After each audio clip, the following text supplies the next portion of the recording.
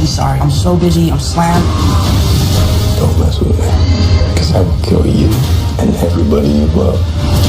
Hey, what's happening, guys? Spider-Man Homecoming is right around the corner, so let's just dive into it, and this review will be spoiler-free. This one, of course, stars Tom Holland as Peter Parker, aka Spider-Man, as well as Michael Keaton as Adrian Toomes, aka the Vulture, in addition to, of course, Robert Downey Jr., Marissa Tomei, Jon Favreau, Zendaya, Laura Harrier, and Jacob Batalon. It's directed by John Watts, who last directed a small-budget thriller called Cop Car that came out in 2015 starring Kevin Bacon, which I actually found entertaining, but a Spider-Man movie is on a whole nother level, so I was really curious as to how he was going to put this film together from a directorial aspect. I thought the storyline was fun. It wasn't the traditional origin story that we've already seen before, but instead it follows the events after Civil War, almost immediately after, as a young Peter Parker goes from fighting with the Avengers on an airport tarmac to just being a normal kid in high school, dealing with all the common student politics. Peter is highly intelligent. He finds school boring in comparison to being a superhero, of course, but he still just has to deal with all those common social dynamics that kids go through in school, yet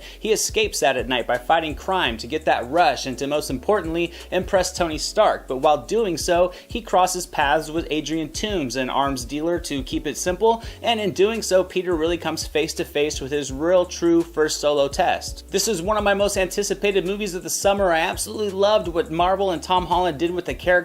They gave him that young, naive personality that we expect from a kid his age that really none of the past films have ever been able to pull off, as well as an undeniable comedic charm that really just pulled the character from the comic book pages he was created on. And before watching this one, I went back and watched the first Spider-Man from 2002, Tobey Maguire's first outing. Despite thinking Spider-Man 2 was a slightly better movie, I also went back and watched The Amazing Spider-Man from 2012, which was Andrew Garfield's first stint as Spidey. So during this film, the comparison to the past versions were fresh, and I will happily say that Spider-Man Homecoming exceeds what we have seen in past films on many levels. Tom Holland is the best representation of the character we have ever seen on film, and he shines in the role. He has energy, charisma, personality, and that is what makes him just thrive in this role. He is age appropriate, the dialogue is well tailored to that demographic, and it results in just fun, organic humor that just feels believable. Parker just wants to be a part of something bigger, and despite maybe not being ready, he still just never loses his determination, and you really can connect to his character through that. I mean,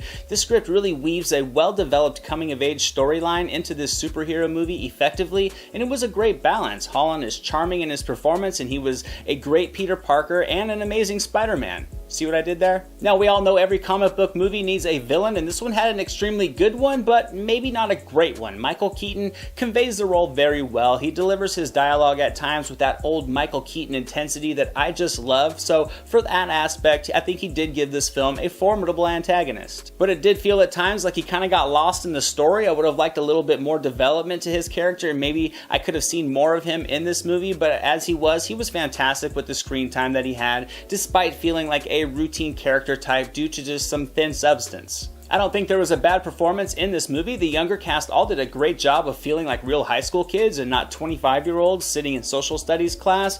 Harrier, Zendaya, and Batalon, they all did a great job as Peter's classmates, and they all share a fun, realistic chemistry with one another that just sells them as real kids. As for the story, like I said, it was a nice balance of Peter's coming of age as Spider-Man, as well as his relationships with his classmates, the villain arc, and it was all woven together really seamlessly for the most part. It added some strong doses of fun humor that does what it sets out to do, make you laugh and keep a smile on your face, and that's exactly what it does, and it really just makes this an engaging movie to watch. Now let's talk special effects, action sequences, and all the visual appeal. This movie completely delivers in that department, in my opinion. The colors were crisp and vivid. I love the design of Spidey's suit and all his gadgets. The design of Vulture and his mechanical rigging were all excellently done, as were how Watts shot some of the scenes. There was a nice blend of camera techniques that create a very immersive experience, which is exactly what you want in a comic book movie. There was a nice blend of small-scale and over-the-top action set pieces that will have you completely pulled into what is happening with the storyline, and it really just helps build some genuine tension during many of the moments. And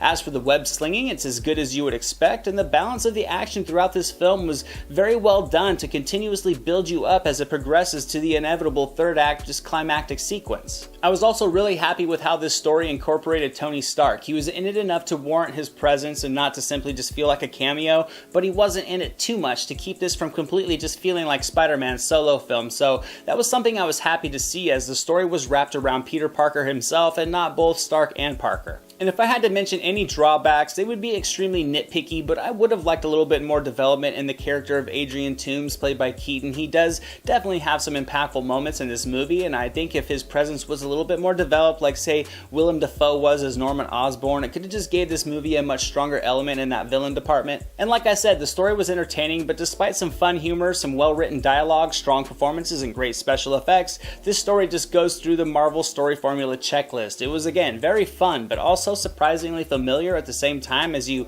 watch the story and see the progression of it really map out like kind of all the Marvel movies do. But still, overall, Spider-Man Homecoming was a great time, and I'm going to give it 95% on the entertainment meter. It is definitely worth the theater experience, and I highly recommend it as Holland just breathes new life into this character. There was some fun cameos and incorporation of the MCU, and it easily ranks as number 2 on my list of Spider-Man films. If I was to rank all the films, it would go Spider-Man 2, Spider-Man Homecoming, Spider-Man, The Amazing Spider-Man, The Amazing Spider-Man 2, and last and certainly least, Spider-Man 3.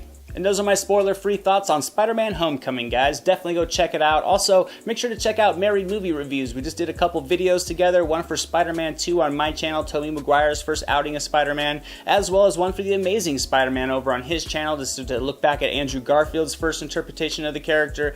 So they should be up soon if they're not already. I kind of jumped the gun and saw this movie a little bit early, so if they are not up, they will be soon, and I will put links in the cards as well as down in the description. And stay tuned, because we're going to be doing a spoiler-filled review on Homecoming the weekend it is released, so we can finally get into a lot of plot points and all kinds of stuff like that. It's going to be over on the Married Movie Review channel, so definitely swing by his channel, say what's up to Mike, watch some of his videos. He's got some great content for sure. And last but certainly not least, let me know what you want to see out of this new Spider-Man movie, or how do you rank the other films in the franchise? Let me know in the comments below. As always, guys, thank you so much for watching. You're all fantastic. Like, comment, subscribe, and all that fun stuff so you never miss a thing.